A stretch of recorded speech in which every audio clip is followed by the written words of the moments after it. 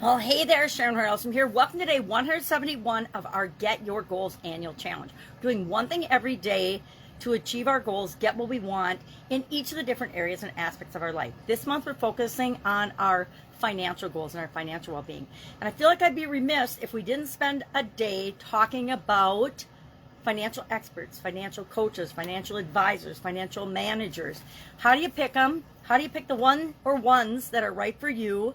And how do you know who to trust? So I'm going to share a couple of tips about that, a couple of things to consider when you're hiring someone to help you manage your finances, your financial well-being, your financial health, and to achieve your financial goals and objectives.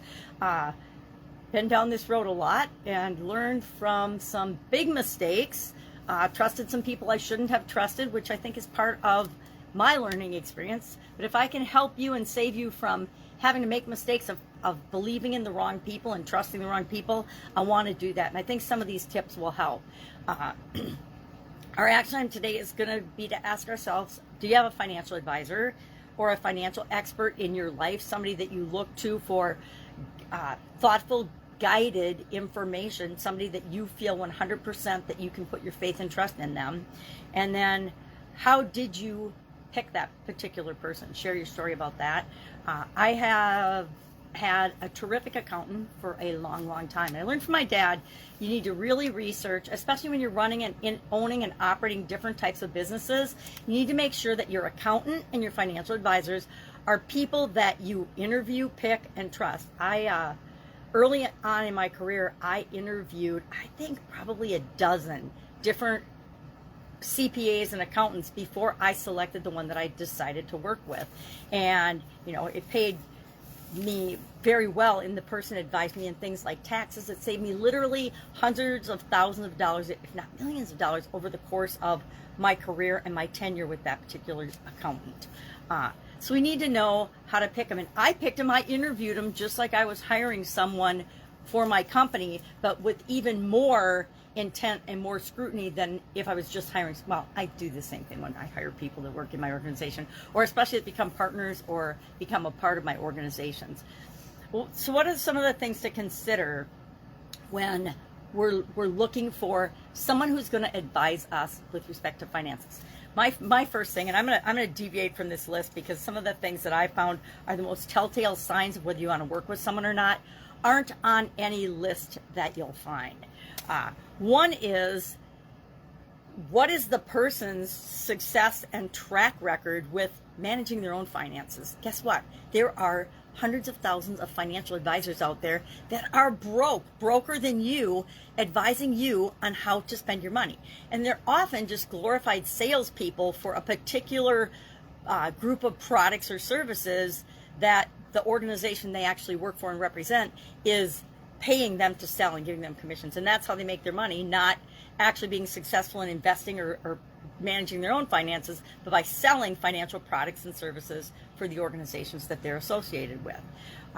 So that's one of the biggest things I found, is look at and know who you're taking advice from. And if they're not better off than you probably ought not, or you should at least think twice about taking advice from them. It's why I don't take financial advice from some of my friends and family. Some I do, some absolutely not, because they are not better off than I am in a particular area or aspect. So the first thing we want to look at is credentials and expertise. Do they have any certifications? Are they qualified? How much? And then second, experience and track record. Do they have experience and a track record of helping people that have similar financial goals to you? Thirdly, client testimonials and referrals. One of the fastest, easiest ways to find out if somebody is the real deal is to talk to, not just read online. Please don't just read online. It's like looking at someone's online resume and then hiring them off that and trusting that everything that they put in there is 100% true and accurate. People tend to color things in a way that makes them look more favorable, but that might just be their version of events and the truth, not other people's versions and experience with them. So don't just read client testimonials and referrals. Actually contact and talk to a couple of them. People will tell you about their experience with them. And if you can find somebody that's got a similar situation to you, that's absolutely the best person to talk to. 4, look at their fee structure and how transparent they are with how they make money and how they charge you for the products and or services that they provide to you.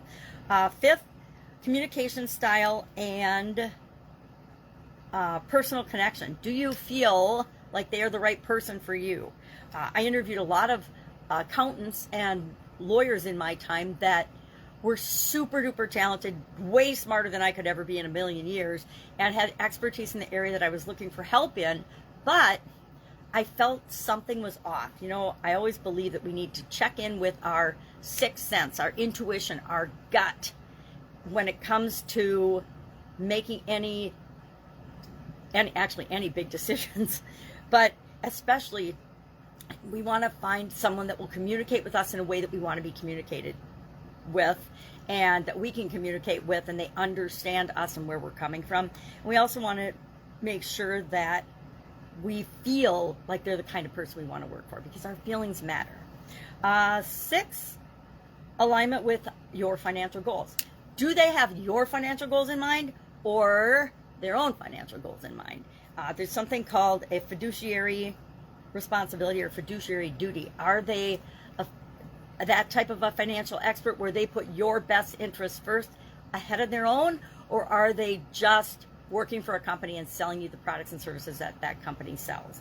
When I was younger, I didn't know that that was a thing, and that a lot of financial advisors just work for an organization and they advise based on the products and services that they get the most benefit from selling. That is not a fiduciary duty. Same thing happens in real estate. Specialization. Are they specializing in helping the type of people that you are or want to become? If you're a business owner and they've never worked with a business owner, probably not the best financial expert for you. So how do you go about finding them? Seek referrals. Seek referrals from people that are creating things similar to you in the world. If you want to supersize your business, look for people that have worked with financial experts that help them to grow and build and supersize their business.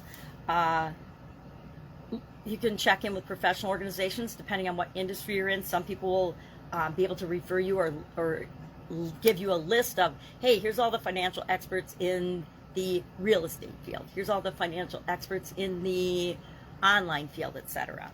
And you can then do your due diligence, always do your due diligence, and investigate and look into these people. Never just trust anyone blindly, especially based on their marketing and the stuff that they have online. That does not tell you, and you know, it's like buyer beware is still true.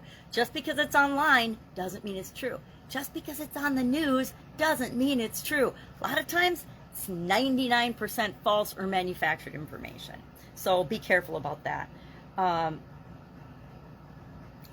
And make sure that you vet them, check them out, research them, do your due diligence, and that you, but there's all kinds of platforms where you can find financial experts or experts in any field these days. But again, it's always do your due diligence. Our action item again today is answer the question, do I have any financial experts in my life? And if so or if not, do I want one? Do I need one? But if you do have one that you trust and you like, you have to share the person, but share how you went about finding them, because that will help us all learn the best way to find them as well.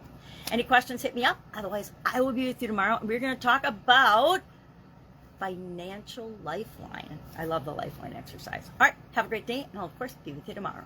Bye.